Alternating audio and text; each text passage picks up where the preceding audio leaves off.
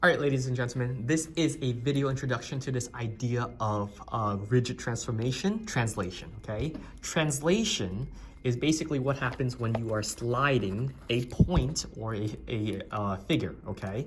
Now, when you slide a figure, you only have 4 different types of movement, okay? The movements are left, right, up, and down. Now, what controls what? Well, let's take a look here. X, your X value, right? All coordinates are in the form of X comma Y, okay? That's first. Your X value controls whether you go left or right, okay? And that always goes first. You always have to move it left or right first, and then your Y value tells you to go up or down. It's pretty straightforward, pretty simple. So, let's just say I have a coordinate here, which is 2, 1, okay? That's the coordinate. You start at the origin, walk over 2, go up 1. It's 2, 1, okay? Let's just say the idea is I said X go -5 and Y go +3, okay? What does that tell me to do? Well, since X controls going left or right, -5 means to go left, right? So I'm gonna go left by 5, 1, 2, 3, 4, 5. Okay, I'm gonna leave my pen there. And the Y +3 means to go up, right? Because the Y tells you to go up. So 1, 2, 3. And so this is where my new coordinate is, okay? Let's just call this A, and this is A prime, okay? And the new coordinate for A prime is simply going to be, start at the origin again, -3, 4, okay? Simply just like that, -3, 4.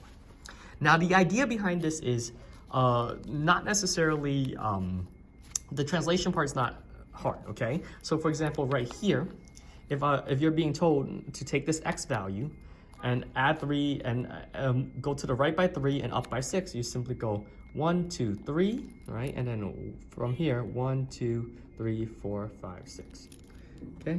And so this is Q prime, okay?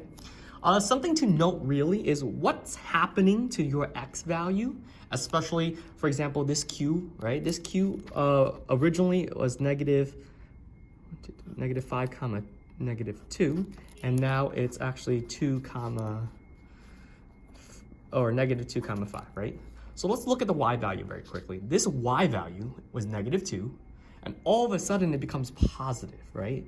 It's going from -2 to 5. So what in the world was the movement that allowed it to go from a negative number to a positive number? Well, it had to have gone up, right? Does that make sense? It's pretty straightforward. So let's do it one more time over here. Let's just say J right now is -4, -3, okay?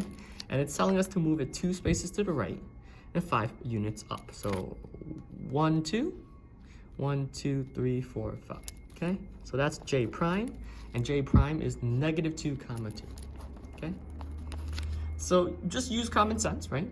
If you're going from and we could just look at the Y value, right? If you're going from a negative number to a positive number, it's very clear that the Y value, this coordinate had to have gone up for it to go from a negative to a positive, okay?